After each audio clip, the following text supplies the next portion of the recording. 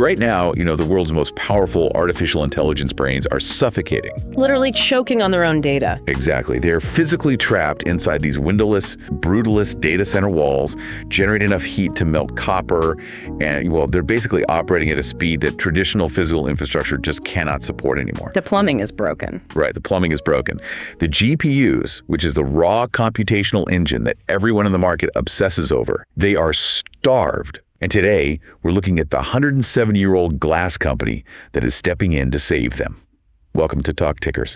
We are here to break down corporate earnings calls for you, the retail investor. Keeping you ahead of the market, one transcript at a time. You know it. So our mission today is to dive deep into Corning Incorporated, ticker symbol GLW. We're looking at their massive Q2 2026 earnings call transcript. And we're going to slice through all the telecom and data center jargon to answer one very simple question. Is Corning the ultimate, fundamentally sound backdoor play for the AI boom? And spoiler alert, based on the data we're about to unpack, yes. Yeah, big yes. Yeah. Because Corning is no longer just, the company that makes the scratch-resistant glass for your smartphone screen. Right. Gorilla Glass. Yeah. Which is great, but that's not the story here. Not at all. They are aggressively repositioning themselves from a legacy materials provider into an absolutely critical semiconductor infrastructure company. It is a profound shift in corporate identity. And the crazy part is it's happening so quietly. Very quietly. I mean, the broader public tends to focus on the consumer-facing magic of AI, right? Like chatbots and image generators. Or at bed, they focus on the companies designing the chips themselves. The NVIDIAs of the world. Exactly. But a brain is completely useless without a central nervous system to transmit its signals. What we are seeing in this Q2 data is the reality that the physical limitations of legacy hardware have created a massive bottleneck. The hyperscalers, the massive companies building these multi-billion-dollar data centers, they've realized that if they want their giant GPU clusters to actually function, they have to completely rewire the physical pathways between the chips. And they are all turning to Corning to do it. So let's start with the headline numbers from the Q2 transcript. Because frankly, for a heavy industrial manufacturing company that has been around since, the 1850s? Yeah, 1851, I think. Right. For a company that old, these growth metrics read more like a nimble Silicon Valley software startup. We promised a data-forward look, so here's the raw financial picture for you. Q2 sales hit $4.74 billion. Which is up 17% year over year. Massive. And earnings per share, or ETS, came in at 78 cents. That represents a 30% jump year over year. They easily cleared their own management's guided ranges, by the way. Yeah, blew right past them. But I want to pause on those two numbers for a second. 30% earnings growth on 17% revenue growth. That divergence, that gap right there, is what immediately jumps out to me. That divergence is the single most important dynamic in this entire earnings report. Honestly, if you only take one thing away from this deep dive, it's that gap. Why is that so crucial for retail investors to understand? Because when a company's bottom line earnings are growing almost twice as fast as their top line revenue, you are witnessing operational leverage in real time. Right. It means that for every additional dollar of glass or fiber they sell, it costs them progressively less to manufacture it. So a much larger percentage of that new dollar flows straight to the bottom line as pure profit. Which is incredibly hard to do when you make physical things. Exactly. In a heavy manufacturing business where you are literally pulling glass in giant physical factories, achieving that kind of leverage is exceptionally difficult. It's not like software where you just copy and paste code. You have real physical marginal costs. And we see that leverage reflected across the board in the margin expansion. Let me run through these because they are wild. Gross margins expanded by 120 basis points to 39.6%. Wow. Operating margins expanded by 190 basis points to 20.9%. And their return on invested capital, the ROIC, jumped 180 basis points to 14.9%. Plus, they generated over $2 billion in free cash flow. Over $2 billion. And I'm going to put on my skeptical retail investor hat for a moment here. You do. Expanding operating margins by nearly 2 full percentage points in a single quarter is phenomenal. But isn't that just a temporary byproduct of early AI premium pricing? I mean, when you look at these numbers, how do we know this isn't just some transient sugar high from one mega cluster order? That's the natural concern. Yeah, because we've all seen cyclical hardware companies post one massive blowout quarter, and then they just guide down the next because all the demand was front-loaded. What stops these margins from compressing the second a competitor spins up a new fiber factory? Well, the data from the transcript, specifically the underlying mechanics of their return on invested capital, suggests this is not a one-off. This is a structural re-rating of the business. Okay, unpack that. Why structural? So ROIC measures how efficiently a company uses its capital, its factories, its equipment, its people. It measures how well they use that to generate profit. A jump to 14.9% means Corning is squeezing significantly more profit out of the assets they already have in place. They aren't just selling more volume, they are selling a fundamentally more valuable product mix. Meaning they aren't caught in a race to the bottom just selling commoditized, dumb fiber by undercutting the competition on price. Correct. The CEO, Wendell Weeks, addressed this directly on the call. They aren't expanding margins by arbitrarily jacking up the price of raw glass just because demand is hot. Right. They are engineering entirely new forms of fiber cable connectivity that actively solve the customer's most expensive problems. Oh, that's a key distinction. What do you mean by the customer's most expensive problems? Well, in a massive data center build, the cost of the raw fiber cable itself is basically negligible.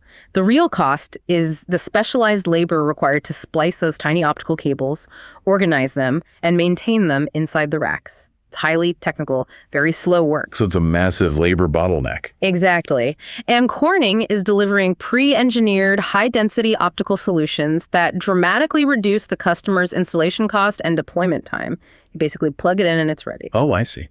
Because Corning's intellectual property is driving that massive operational saving for the data center operator, Corning is able to capture a premium price for the product. And that pricing power is what defends those margins against a competitor who is just trying to sell cheap, generic fiber. That distinction is so crucial. You are buying a company that is selling a proprietary networking solution, not just raw material. Exactly. And to see where that solution is really taking root, we have to look at the specific segment breakdown. Because while the total company sales were, $4.74 billion, the absolute engine of this quarter was the optical communications division. The absolute powerhouse. Yeah. This segment alone brought in $2.7 billion in sales. That's up 32% year over year. But again, tracking that operational leverage we just talked about, the segment's net income didn't just grow 32%, it skyrocketed 77% to $438 million. A 77% increase in net income for a physical hardware division that is almost unprecedented outside of weird peak cyclical anomalies. It's staggering. But looking under the hood of that $2.7 billion figure, you see exactly where the gravity of the whole tech market is shifting. Enterprise network sales grew 65% to $1.27 billion. And this is the metric that effectively hijacked the entire earnings call. Narrative generative AI product sales nearly doubled in just a single quarter. Doubled in 3 months. Yeah. The hyperscalers are essentially buying every inch of advanced optical capacity Corning can physically produce. And the roster of clients locked in here is basically the Mount Rushmore of American technology. We are not talking about speculative startups ordering fiber. No, these are the whales. Right. In Q1, Meta and Corning announced a multi-year agreement worth up to $6 billion to support Meta's AI ambitions. $6 billion. Then in May, NVIDIA announced a massive commercial partnership with Corning to expand U.S.-based manufacturing of advanced optical connectivity. Right. And in June, Amazon AWS signed a multi-billion-dollar agreement for optical fiber to power their data center footprint. Yeah. And that is all on top of their legacy partnerships. Like Apple continuing to make 100% of its iPhone cover glass at Corning's Kentucky facility. The pattern there is what matters for the retail investor analyzing this space. Think about it. Meta, NVIDIA, Amazon, they compete fiercely. They all have different architectural philosophies. They have totally different end goals for their AI model. Very true. Yet they have all independently arrived at the exact same physical bottleneck. They are all building massive clusters of GPUs, and they have all concluded that traditional networking infrastructure will cause those GPUs to literally starve for data. And independently, the most cash-rich technology companies on the planet have decided that Corning is the only partner capable of solving this bottleneck at the scale they require. Which is an incredible moat for a business. It really is. So this is where we need to translate the jargon, because the earnings call transcript gets incredibly dense regarding network architecture. Management spent a lot of time contrasting what they call scale-out networks with scale-up networks. Yeah, that part gets very technical, very fast. And if you don't understand the difference between those two concepts, you cannot fully grasp why Corning's addressable market is expanding so violently. So let's break down the mechanics for the listener. How does the current scale-out architecture work, and why does it require fiber? Right. So to understand the demand, you have to visualize the physical layout of an AI data center. A data center is essentially rows and rows of metal racks. Inside those racks are servers, and inside those servers are the GPUs, the actual chips doing the mathematical heavy lifting for artificial intelligence. Right, the brains. Yes, the brains. Now, scale-out architecture refers to the network that connects those separate servers across the massive warehouse so they can talk to each other. Across the room. Exactly. When you send a massive data set to be trained, the workload is distributed across thousands of separate servers. In a standard scale-out setup today, you need about 16 optical fibers per GPU just to connect that individual chip to the broader data center network. 16 individual strands of glass per chip just to handle the long-distance communication. Yes. And for context, these data centers are the size of multiple football fields. The data has to travel hundreds of meters between servers. And copper just can't do that. No, copper wire cannot carry high bandwidth signals over those distances without severe signal degradation. It just turns to noise. So optical fiber is mandatory for the scale-out network. Corning has been supplying this market for years. So what changed? Why this sudden massive jump in demand? The catalyst is the sheer size of the new AI models. The CEO noted that companies are now building clusters with over 130,000 GPUs. 130,000 in one cluster. Right. When a single cluster gets that massive, you physically exceed the capability of a standard two-tier network switch. You simply have too many chips trying to talk at the exact same time. It's the digital equivalent of a massive traffic jam. Exactly. So to relieve that traffic jam, the data center architects have to add a third optical layer to the network infrastructure. Just by moving to that massive 130,000 plus GPU scale, the fiber content required per GPU instantly jumps by 50%. Wow. So instead of 16 fibers per chip, you now need 24 fibers per chip, simply because the room got bigger and the traffic got more complex. That alone would be a fantastic growth story for Corning. Just a 50% increase in volume per unit sold. I mean, investors would kill for that. They would. But as the transcript reveals, the scale-out network is just the appetizer here. The holy grail for Corning, the transition that takes them from an industrial supplier to a critical semiconductor player, is the scale-up network. This is where it gets crazy. Yeah. We know scale-out is connecting separate servers across the room, like highways connecting different cities. What exactly is scale-up? So if scale-out is the highway between cities, scale-up is the subway system within a hyperdense metropolis. Okay, I like that analogy. Scale-up is about connecting the GPUs that are sitting right next to each other inside the exact same server rack. For an AI model to train efficiently, those local GPUs need to share memory instantly. They need to act not as individual chips, but as one giant, unified mega brain. Right. Historically, and even mostly today, that short-distance connection inside the server rack is done with copper wire. Copper is cheap, it's reliable over very short distances, and it has been the unquestioned standard for internal hardware wiring for decades. But copper has hard limitations, right? Yeah. Dictated by the actual laws of physics. Pushing terabits of data through a copper wire is essentially like forcing a million angry commuters through a narrow, unventilated hallway. That's a great way to put it. They bump into each other, they create massive friction, and they generate a tremendous amount of heat. And the faster you try to push them through, the hotter it gets. With these new AI chips generating unprecedented amounts of data, the copper wires inside the racks are literally becoming thermal hazards, aren't they? That is the precise physical bottleneck. The electrical resistance in copper generates heat, period. To keep the copper from failing, data centers have to pump in massive amounts of liquid cooling and air conditioning. Which consumes enormous amount of power. Exactly, power they barely have. But even more critically, copper can only carry so much bandwidth before the electrical signal simply degrades. We are reaching the physical limit of how much data a copper cable can handle, no matter how thick you make it. And this is where optical fiber steps in. Because unlike copper, fiber optic cables use light to transmit data. Pushing data through fiber is like turning those angry commuters into ghosts. Right, they just pass through. Exactly. The photons pass right through the glass without bumping into anything. There is virtually no electrical resistance, zero friction, and therefore zero heat generated by the transmission itself. You get exponentially higher bandwidth with a fraction of the thermal footprint. And that thermodynamic reality is forcing a complete redesign of the server rack. NVIDIA recently announced their new Vera Rubin Ultra configuration. It scales up to 576 GPUs acting as a single logical unit across 8 separate racks. Wow, massive.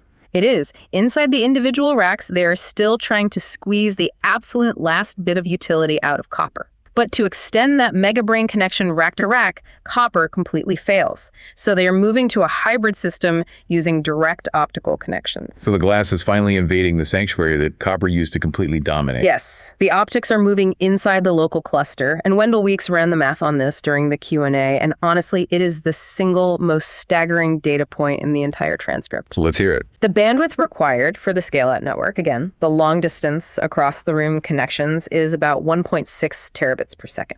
But the bandwidth required for the scale-up network, the short-distance mega-brain connections, is 14.4 terabits per second. That's almost 10 times the data. Exactly. So if that entire scale-up network eventually transitions from copper to fully optical fiber to handle that 14.4 terabit load, the fiber requirements per GPU do not just go up by 50%. They jump from 16 fibers per GPU to 160 fibers per GPU. 160 fibers per individual chip. Yeah. That is a 10x increase in Corning's total addressable content per GPU. Visualize this. If you're an investor, you are looking at a company that is already posting 77% net income growth in their optical division based on the current architecture. Based on just 16 to 24 fibers. Right. And management is telling you that the physical requirements of the next generation of computing could multiply their product density by a factor of 10. Now, to maintain analytical rigor here, management was extremely clear that the immediate future is a hybrid system. The world is not moving to 100% optical scale-up networks tomorrow. No, of course not. They are under strict non-disclosure agreements regarding the exact percentage of optical ports in these upcoming hybrid systems from NVIDIA, so they couldn't give Wall Street a precise near-term volume metric. But the trajectory is completely set. Even a partial, say, 20% transition to optical in the scale-up network represents an astronomical increase in aggregate demand for fiber. Which begs the question, if they have to supply potentially 160 fibers per GPU instead of 16, their current manufacturing footprint can't possibly handle that kind of volume. No, not even close. Which brings us to the actual business operations and management guidance. How is Corning preparing to physically scale their output to meet a 10x increase in demand? This is where we have to examine their springboard plan. Corning initially launched this strategic roadmap back in the fourth quarter of 2023. At the time, they were sitting at an annualized sales run rate of roughly $13 billion. Okay, $13 billion. The springboard plan was designed to rapidly expand their manufacturing footprint and drastically transform their financial profile. The original target was to reach a $20 billion annualized sales run rate by the end of 2026. Adding $7 billion to your top line in 3 years is an aggressive target for any legacy industrial firm. You have to build physical factories. But what did they say about that timeline on this Q2 call? Well, the acceleration of the AI build-out is so profound that the CFO, Ed Schlesinger, noted their Q3 guidance implies they might actually hit that $20 billion milestone a full quarter early. Seriously? Yeah. Their guidance for Q3 projects sales between $4.9 and $5 billion. That represents an acceleration to roughly 16% year-over-year growth for the quarter, putting them right on the precipice of that $20 billion run rate by the fall of this year rather than the end of 2026. Turning a massive capital-heavy manufacturing operation that quickly is incredibly impressive. But the springboard plan doesn't stop at $20 billion, does it? It doesn't. From that new baseline, they are guiding for a $30 billion run rate by the end of 2028 and a $40 billion run rate by the end of 2030. Wait, $40 billion by 2030? Yes. Yes. If you run the math on that, they are projecting a 19% compound annual growth rate, or CAGR, from the end of 2026 through the end of the decade. A 19% CAGR for a company that makes physical glass and fiber. I want to linger on that for a second because you usually only see those kinds of multi-year projections in high-margin software-as-a-service companies, not materials engineering. Right. It's a software multiple on a hardware business. Exactly. And based on the transcript, a huge chunk of that future growth is predicated on a brand new technological frontier they are calling photonics. They threw out a massive target. They project this new photonics platform will be a $10 billion standalone revenue stream by 2030. Which is wild. But earlier in the call, they admitted that historically, Corning had absolutely zero content inside the computer box. How does a company go from zero internal presence to a $10 billion revenue stream in just 6 years? This circles completely back to our discussion about the limitations of copper and the necessity of optics. Historically, Corning's job ended at the faceplate of the server. The outside. Right. You took a fiber optic cable, you plugged it into the outside of the server using a device called a pluggable transceiver. That transceiver took the optical light signal and converted it into an electrical pulse. That electrical pulse then traveled over the copper traces on the motherboard directly into the silicon processor. So Corning brought the light to the front door, and copper carried it to the brain. Exactly. But because of the latency introduced by converting light to electricity, the power required to do that conversion, and just the physical space limitations on the front of a server rack, the pluggable transceiver model is breaking down. The industry is rapidly moving toward a technology called co-packaged optics, or CPO. Co-packaged optics. Okay, what does that actually mean? The goal of CPO is to bypass the copper entirely and bring the glass fiber directly to the silicon chip itself. So instead of converting the light at the edge of the server, you maintain the light signal all the way to the processor. Yes. The light creation, the modulation, and the physical delivery of the photons are moving inside the box directly onto the processor substrate. This requires an entirely new level of microscopic materials engineering. I can imagine you're dealing with nanometers at that point. You are talking about fusing optical pathways directly alongside semiconductor logic gates. Corning's new passive photonics business is designing these specific components, the microscopic glass structures required to move and manage light, directly at the processor level. Because they are essentially replacing the internal copper wiring of the entire computing industry with microscopic optical pathways, they are unlocking an entirely untouched market. And that is the mechanism of how they hit that $10 billion target. But this requires a massive financial commitment. Management stated they are investing roughly $2 billion this year alone in capital expenditures to ramp up capacity for these new technologies. $2 billion just this year. Yeah, $2 billion in physical factories and equipment. Now, if you are a retail investor who was around in the late 90s and early 2000s, hearing a telecom equipment provider talk about multi-billion-dollar capital expenditures to build fiber factories should give you immediate PTSD. The parallels are completely unavoidable. Right. During the dot-com boom, telecom companies laid millions of miles of optical fiber in anticipation of exponential internet growth. When the bubble popped, the demand evaporated overnight. It was a bloodbath. The industry was left with massive overcapacity, millions of miles of dark fiber in the ground, and billions of dollars in empty manufacturing plants. Companies went bankrupt, and shareholder value was decimated. Yeah, totally wiped out. So what happens if the AI bubble pops? What happens if these massive foundational models from OpenAI, Microsoft, and Google don't yield the immediate economic returns everyone expects? If the hyperscalers suddenly realize they overbuilt and they slash their data center spending in 2027, demand for Corning's fiber will plummet. How is Corning protecting its current shareholders from being left holding the bag on billions of dollars of newly poured concrete in empty factories? This is perhaps the most critical risk assessment a potential investor can make. And it was the focal point of a key exchange during the Q&A portion of the earnings call. George Notter, an analyst with Jefferies, pushed management on this exact issue. He asked about the structural protection of their optical business, specifically regarding their use of long-term agreements, or LTAs. The LTAs, I saw that in the transcript. How do these agreements actually function to protect the balance sheet? The mechanics of an LTA fundamentally shift the risk profile of capital expenditure. Wendell Weeks was definitive in his response. He stated that the lion's share of their optical business going forward will be underpinned by these binding long-term agreements. Meaning they won't build unless they have a signed contract. Simply put, Corning is flatly refusing to build out major new manufacturing capacity on speculation. They are not doing the field of dreams thing. No, if you build it, they will come. No. They are looking across the table at Meta, at Amazon, at Microsoft, and saying, we have the proprietary technology you need to make your data centers work. But if you want us to spend $1 billion building a customized facility to supply your specific architectural needs, you are going to sign a legally binding agreement that guarantees you will purchase the output of that factory for years to come at agreed-upon margins. So they are effectively transferring the capital risk back to the trillion-dollar tech giants. They are refusing to be the ones holding the bag if the cycle turns. Precisely. They are locking in the future revenue before they even break ground on the factory.